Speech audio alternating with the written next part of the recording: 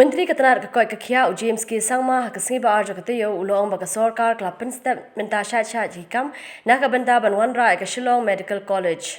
So as you all know that the MOU which we had signed with the previous concessionaire, which is the KPC group, has been cancelled. That decision has been taken by the government, and now we are looking at looking at the urgent need to have a medical college in Shillong.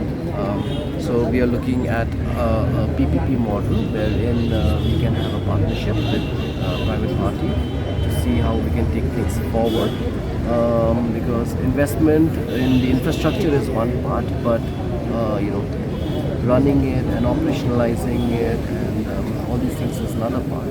So we are exploring all options so that we can have this Shillong Medical College at the earliest. I assure you that we are working at a very, very fast pace, and we should have something in terms of concretization of our ideas and rolling out should take place very soon.